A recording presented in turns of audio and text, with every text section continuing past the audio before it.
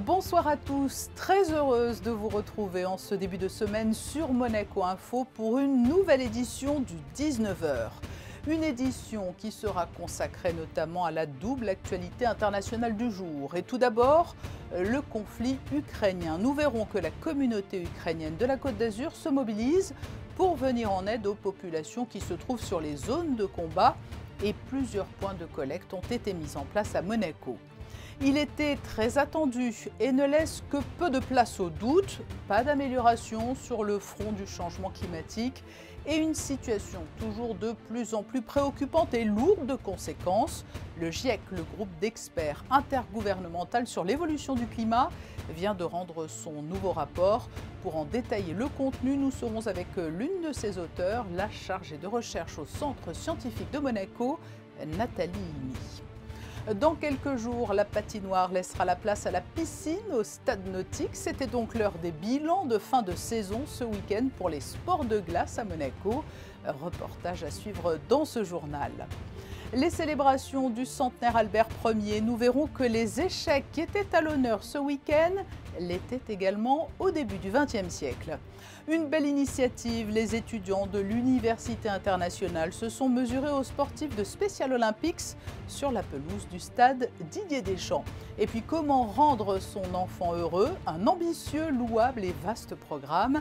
La fondatrice du concept Make Happy Kids, Natalia Pelletier, vient de donner une conférence à l'Agora et elle sera notre invitée pour nous distiller de précieux conseils.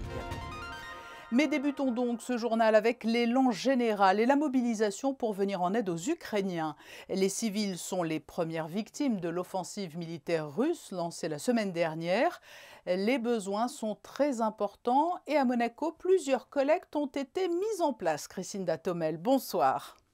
Bonsoir Patricia, bonsoir à tous. Effectivement, la situation se dégradant d'heure en heure en Ukraine. Le partenaire local Caritas Ukraine déploie une réponse humanitaire d'urgence. La situation humanitaire déjà précaire dans l'est de l'Ukraine est aggravée par les opérations de guerre et la population est isolée et n'a pas de quoi manger ni de quoi se chauffer. C'est pourquoi les équipes mobiles de Caritas Ukraine se sont rendues sur place pour distribuer des denrées de première nécessité, des briquettes de chauffage et des matériaux de réparation pour protéger du froid glacial celles et ceux qui sont restés dans leur abri endommagé, ainsi que des médicaments et des cartes de paiement pour acheter des vêtements chauds. Caritas Monaco active donc son mécanisme d'urgence pour soulager les besoins les plus pressants de la population, notamment ceux des familles contraintes de fuir leur maison. La situation évoluant, je vous le disais rapidement, votre aide est donc capitale. Pour ce faire, il suffit de se rapprocher de Caritas Monaco, d'adresser vos dons à l'adresse qui s'affiche sur votre écran ou par virement bancaire à l'archevêché de Monaco. De son côté, le gouvernement monégasque lançait dès samedi un appel au dialogue. Oui, Patricia, la principauté soutient toutes les initiatives qui permettraient de faire cesser au plus vite les opérations militaires et renouer le dialogue. Du fait de son histoire, Monaco attache une très grande importance au respect du droit international, de la souveraineté, de l'indépendance et de l'intégrité des territoires, une constante dans les positions prises par le gouvernement en matière diplomatique. Et si la principauté est aux côtés de la population ukrainienne, le ministre d'État Pierre Dartout dira être très sensible à la dimension humanitaire de ce conflit. Et puis, Christinda, cette autre conséquence du conflit ukrainien, mais sur le plan sportif cette fois. Oui, Patricia, l'Euroleague Basketball vient d'annoncer qu'au vu de la situation en Ukraine, les équipes de la Fédération de Russie sont suspendues à la fois à la Turkish Airlines Euroleague et au 7 Days Eurocup. L'Euroleague Basketball surveillera continuellement l'évolution de la situation. Si la situation n'évolue pas de manière favorable, tous les matchs de la saison régulière contre des équipes russes seront annulés afin de configurer les classements des ligues.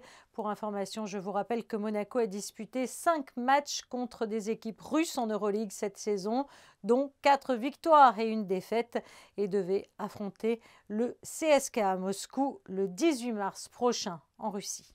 C'est l'autre grand titre de l'actualité, un rapport toujours très attendu et dont la teneur reste en substance la même malgré les signaux d'alerte lancés depuis de nombreuses années maintenant. Le rapport du groupe d'experts intergouvernemental sur l'évolution du climat vient de rendre sa copie. Alors pour être tout à fait précis, il s'agit du deuxième volet du sixième rapport, dont le troisième et dernier volet est attendu avant l'été. L'un de ses auteurs est chargé de recherche au Centre scientifique de Monaco. Il s'agit de Nathalie Ilmy et elle est avec nous ce soir. Bonsoir. Bonsoir. Ce deuxième volet du sixième rapport du GIEC n'intervient pas dans le meilleur des contextes avec une double crise internationale, le conflit en Ukraine et la Covid-19. C'est un petit peu le principal écueil auquel il faut faire face lorsque l'on parle environnement, climat. Ces thématiques sont souvent reléguées à des plans secondaires. Oui, malheureusement, et pourtant c'est vraiment le plus grand challenge que va vivre notre monde. On est déjà en plein dedans et on ne doit pas échapper à ce genre de considération juste parce qu'il y a d'autres problèmes à côté. Venons-en donc justement à parler des grands enseignements de ce dernier volet du rapport du GIEC. Le premier point, c'est peut-être qu'il confirme une fois de plus l'impact qu'a le réchauffement climatique sur notre Terre. De façon univoque, en fait, c'est clair. Les scientifiques sont tous unanimes. Le problème du changement climatique va toucher notre vie en tant qu'être humain, mais aussi la santé de la planète. On sait déjà qu'il y a 3,3 milliards de personnes qui vont être plus vulnérables à ce problème de changement climatique, essentiellement en Afrique, en Amérique centrale et du Sud, en Antarctique, dans les petits États insulaires en développement. Mais en réalité, nous sommes tous vulnérables d'une façon ou d'une autre. Mais quelles sont les origines qui ont le plus de répercussions justement sur la Terre ? On n'arrête pas de le dire, il faut vraiment couper nos émissions de CO2 parce qu'en réalité, on va impacter la biodiversité, la nature, alors que cette nature qui est impactée peut également nous apporter des solutions pour combattre le changement climatique. Et donc là, on voit qu'il y a des écosystèmes qui peuvent nous aider à résoudre le changement climatique si on les protège. Et cette courbe qui semble toujours croissante, est-ce qu'elle peut être inversée? Oui, bien sûr. Oui, on peut l'inverser, mais il faut agir de suite. C'est-à-dire qu'on a déjà des effets du changement climatique qui sont irréversibles. Par exemple, la montée des eaux. Les glaciers et les pôles vont continuer à fondre, même si on coupait totalement nos émissions de CO2 maintenant. En fait, l'impact est là. Mais on a de l'espoir parce qu'en fait, on a encore des possibilités d'adaptation. Donc, il faut agir tout de suite et ne pas attendre encore. Alors, on peut nous dire que ça a des coûts, oui, mais le coût de l'inaction est encore pire. Et aujourd'hui, quelles solutions sont préconisées? Ah, il y a différentes solutions pour s'adapter. Quand je parlais de la montée des eaux, on pourrait penser à construire des digues pour protéger les côtes, mais il y a aussi des solutions qui viennent de la nature. J'avais évoqué les mangroves. Effectivement, si on gardait la nature dans l'état, ces mangroves permettent de protéger les côtes. Et elles permettent également de filtrer l'eau, ce qui permet de développer une pêche pour nourrir les populations côtières. Il existe donc des solutions, mais la situation jusqu'alors semble inexorable. Chez qui le message passe le moins bien? Le grand public, les grands groupes, les politiques? Ah, malheureusement, pour l'instant, c'est plutôt les politiques qu'on a du mal à atteindre. Je pense que la société civile a quand même compris qu'il y avait un problème parce qu'on voudrait engager tout le monde, en fait, la barque des solutions. Malheureusement, la mise en place, les actions ne sont pas encore aussi évidentes, en tout cas pas partout dans le monde comme on l'espère. Nathalie Ilmy, merci d'avoir répondu à notre invitation alors qu'est paru aujourd'hui ce deuxième volet du sixième rapport du GIEC. Merci à vous. La piscine du Port Hercule va retrouver ses habits d'été. Pendant 3 mois, de début décembre jusqu'au week-end dernier, elle s'était transformée en patinoire. Eh bien, le gala de fin de saison vient d'avoir lieu. L'occasion pour les membres du club de profiter de la glace une dernière fois. Le reportage de Fabien Bonilla et Thomas Deus. Ils étaient au total 86 jeunes tout au long de la journée de samedi, entre le championnat de la Fédération monégasque de patinage le matin et le gala du Skating Club of Monaco le soir. Ces patineurs étaient répartis dans 16 catégories. Ils ont tous donné le meilleur d'eux-mêmes. C'est la somme de travail de toute la saison qui est représentée sur une participation à un gala. Et surtout, c'est de démontrer au public ce que l'on peut faire sur une patinoire comme la patinoire de Monaco. Ils y mettent le cœur, ils y mettent la volonté, c'est la passion. Et puis c'est peut-être l'esprit du club, l'esprit famille. C'est vraiment du plaisir ce que je fais en fait. J'essaye de pas trop me stresser, mais voilà, c'est vraiment du plaisir. Moi, c'est surtout la compagnie, voilà, la famille et le plaisir et le fait de se dire qu'on est juste là pour s'amuser. Même si tu n'arrives pas premier, c'est pas la fin du monde, c'est une petite compète comme ça pour être en plaisir avec les autres personnes et pour rigoler et s'amuser et avoir des bons souvenirs. Et des souvenirs, il devra en avoir. Ces jeunes se sont donnés en spectacle devant un spécialiste, Brian Joubert, champion du monde en 2007 et 3 fois vice-champion du monde. Il aura même donné une masterclass. Petits et grands se sont préparés pour cet événement depuis l'ouverture de la patinoire début décembre. Je trouve ça vraiment fabuleux parce que 2 mois et demi de patinage par an et finalement toujours cette volonté de revenir, toujours cette volonté de travailler, de vouloir faire cette compétition et de progresser. Et je connais beaucoup de gamins qui auraient décroché, qui auraient arrêté et cette fidélité est remarquable. Au cours de la journée, un match amical de hockey sur glace a été organisé entre l'équipe des Barracudas de Monaco qui a accueilli le tout nouveau club des Avalanches d'Oron. Et pour clore ce gala de patinage, la traditionnelle remise des prix catégorie par catégorie. Les enfants, médailles autour du cou ou coupe à la main, se sont déjà donné rendez-vous pour l'année prochaine. Un bel esprit, une jolie initiative sportive. Le stade Didier Deschamps a accueilli samedi plusieurs matchs qui ont opposé des équipes de Special Olympics Monaco à des équipes de l'Université internationale. Le récit de Sandrine Nègre sur des images de Thomas Deus.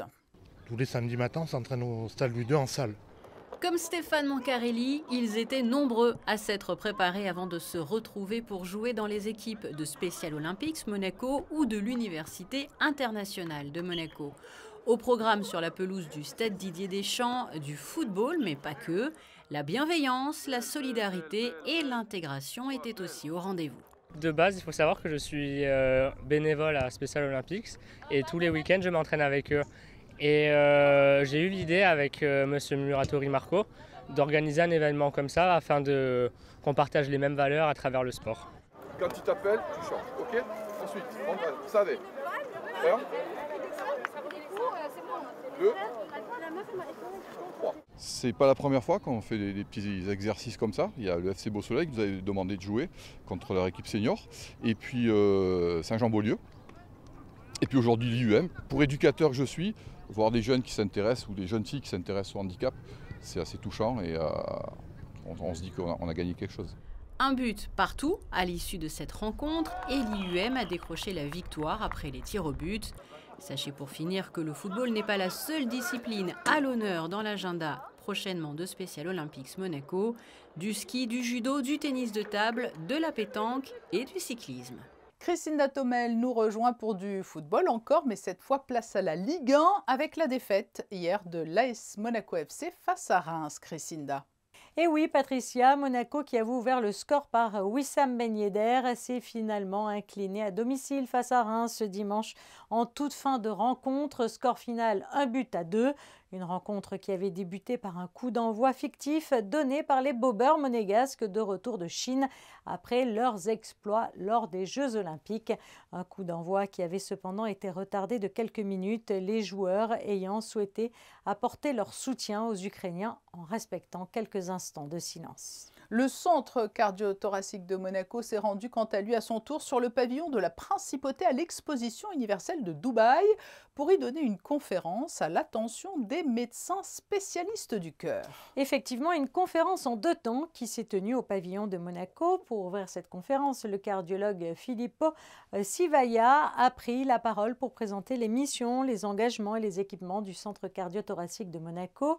Le président délégué du CCM, Guy Nervaux, est ensuite intervenu pour démontrer la qualité unique de services permise en partie par les technologies utilisées dans le centre et a présenté une innovation inédite qui prendra peu à peu forme avec les avancées de l'intelligence artificielle.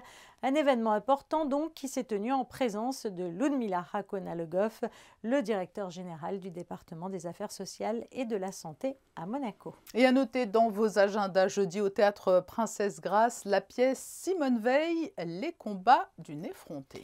Comme si l'histoire reprenait ses droits, comme si le temps s'était brutalement figé. Simone Veil entre au Panthéon avec son mari Antoine. Pour sa petite fille, l'histoire ne fait que commencer. Appelée à prendre la parole sur sa grand-mère dans une émission de radio, elle part à la recherche de ses souvenirs, à moins qu'il s'agisse des souvenirs de toute une génération qui a grandi avec les combats de cette femme hors du commun. Comment trouve-t-on la force de consacrer sa vie au combat politique? Comment reçoit-on cet héritage? Les spectateurs découvriront tout ceci dans cette pièce unique au théâtre Princesse Grace ce jeudi. C'est l'objectif premier de tout parent, rendre son enfant heureux ou tout faire pour y concourir. Et autant dire que la tâche n'est pas aussi simple qu'il n'y paraît pour y parvenir. Make Happy Kids est une entité qui aide et accompagne les parents dans ce qui est un véritable chemin de vie. Sa fondatrice vient de donner une conférence à l'Agora diocésaine ce week-end pour délivrer les 4 secrets pour avoir des enfants heureux. Elle est notre invitée. Bonsoir Natalia Pelletier. Bonsoir. Il n'y aurait donc que 4 secrets pour avoir des enfants heureux. Mais la clé de voûte, tout d'abord, c'est peut-être la compréhension, c'est ça l'expression, il faut être connecté à son enfant? Notre mission, c'est de connecter les parents et enfants afin de trouver l'équilibre dans votre famille et leur donner les moyens de répondre à leurs challenges. Parce que finalement, tout part aussi peut-être d'une difficulté à exprimer ses sentiments? Oui, c'est très important de savoir que quand un enfant a des difficultés de reconnaître ses émotions, c'est pas un enfant heureux. Donc, c'est très important la connaissance de son intérieur pour comprendre qu'est-ce qu'il y a, s'il y a quelque chose d'important à nous dire comme parents. Finalement, on parle toujours de nourrir sainement un enfant, de favoriser les activités sportives, mais le caractère psychologique et le fort intérieur jouent aussi un rôle prépondérant, même avec des tout petits. Il y a différents types de styles de parents et aussi d'enfants. Donc, c'est très important de comprendre la relation entre parents et enfants. Et si on connaît bien les 2 styles, on peut trouver une solution pour améliorer la relation. Est-ce que les nouvelles données du monde actuel, avec une émergence de la réalité virtuelle, une grande part accordée aux jeux vidéo, est-ce que tout cela, ça n'a pas compliqué la tâche? Sont-ils des ennemis du bonheur? Oui, tout à fait, parce qu'il faut trouver un équilibre. Il faut savoir que c'est très important de faire des activités sportives, bien sûr, mais aussi de faire des activités à l'intérieur. Comment se connecter émotionnellement. Et l'amour ne suffit pas, il peut aussi produire un effet contraire. Le trop-plein d'amour peut nuire? Non, il faut avoir un équilibre. La discipline aussi, c'est important. Il faut avoir aussi des limites. Oui, mais alors vous l'avez dit, vous donnez des clés, mais il y aura toujours différents types de parents, différents types d'enfants. On a toujours peur de mal faire, mais c'est difficile d'avoir tous le même schéma, la même approche. Oui, mais une fois que vous identifiez votre style d'enfant et votre style de parents, on commence à comprendre comment ça fonctionne. C'est les parents qui doivent guider ces enfants et pas l'envers. Mais être heureux, donc au final, ça s'apprend, ce n'est pas seulement instinctif et spontané? Non, c'est très important avoir une guidance, un guide. Et ça, c'est le rôle de toute maman et papa. Quel rôle, quelle place doit-on accorder au papa et à la maman? C'est du 50-50 ou c'est les mamans qui doivent être plus présentes? Non, c'est 50-50. La participation de les deux, c'est essentiel. Natalia Pelletier, merci pour cet éclairage sur les moyens de permettre à nos enfants d'être heureux. Merci à vous. Natalia Pelletier, qui est d'origine argentine, donnera une nouvelle conférence le 4 mars à 17h30 à l'Agora sur le thème, cette fois, comment éduquer un enfant bilingue. L'année 2022, vous le savez, va être ponctuée à Monaco par de nombreux rendez-vous destinés à rendre hommage au prince Albert Ier, décédé il y a 100 ans, et nous replonger ainsi un siècle plus tôt. Les échecs qui étaient à l'honneur au tout début du XXe siècle l'étaient aussi ce week-end au cœur de l'atrium du Casino. Les explications de Sandrine Nègre. Cette simultanée Prince Albert Ier a débuté en présence d'un joueur prestigieux, le Prince Albert II, qui a donné le premier coup symbolique sur ses échiquiers.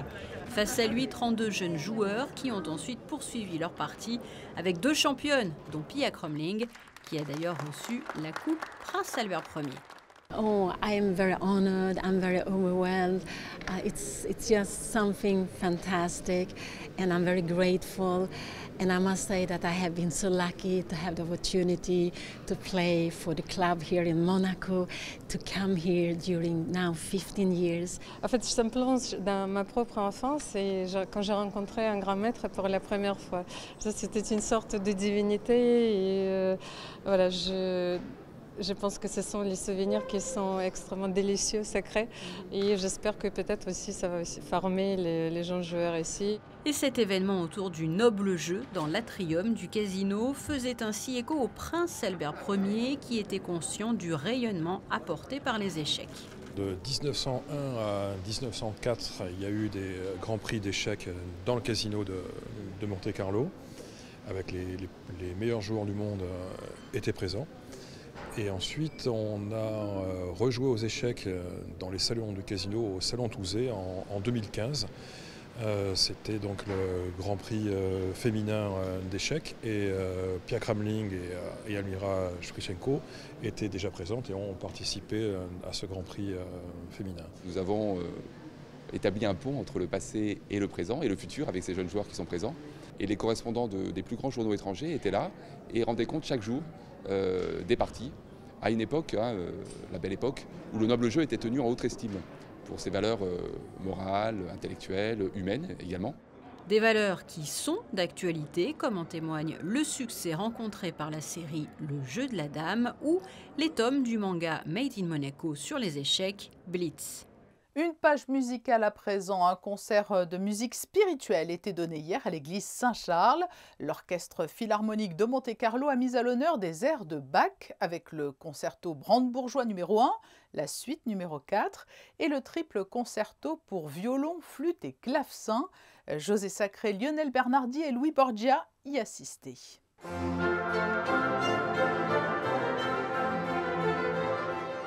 Il y avait foule dimanche 27 février à l'église Saint-Charles pour le concert spirituel donné par l'orchestre philharmonique de Monte-Carlo, placé sous la direction de Peter Such, habituellement chef d'attaque des seconds violons de la formation. Au programme, 3 œuvres de Jean-Sébastien Bach, pas vraiment des œuvres spirituelles, mais ne peut-on pas dire que toute la musique de Bach parle de Dieu?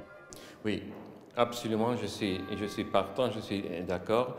Et je signale par exemple que l'ouverture de suite de Ré majeur, ça existe dans une version de cantate aussi, et c'est la même chose pour le brandebourgeois, où le troisième mouvement, ça apparaît dans un cantate. Donc il a souvent utilisé sa propre musique pour plusieurs occasions en fait. Donc pour lui, c'était le spiritualisme même, donc dans tous les domaines.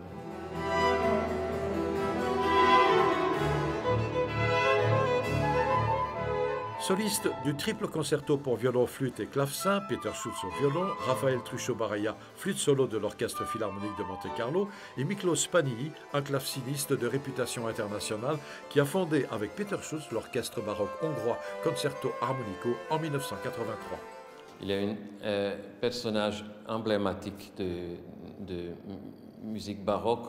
Il a une très très grande personnalité et je suis très content que j'ai réussi de faire inviter Miklos ici pour participer à ce programme. Passionné et spécialiste de ce style de musique, Peter Schultz a réussi avec l'Orchestre Philharmonique de Monte-Carlo à offrir au public un grand moment de musique baroque et spirituelle.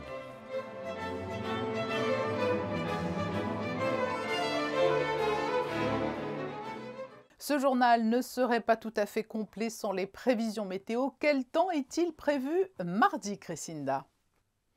Mardi, le temps qui s'installe est généralement clair, mais durant la journée, quelques passages nuageux sont prévus. Mardi, la journée sera donc ensoleillée et une petite brise soufflera. Du côté des températures, le climat sera frais, comptez 4 degrés pour les minimales et 10 pour les maximales. L'eau de mer sera à 14 degrés. Le soleil se lèvera à 7h06 et se couchera à 18h19. Mardi, nous fêterons les hauts bains. Voilà pour ce tour d'horizon complet de l'actualité du jour. Nous nous quittons avec les photos de fin de journal signées Stéphane Dana. Elles sont consacrées à la mobilisation en faveur des Ukrainiens. Je vous rappelle que plusieurs points de collecte ont été mis en place à Monaco si vous souhaitez faire un geste pour les populations sinistrées. Je vous donne rendez-vous demain à 19h pour un nouveau journal. Très belle soirée à vous.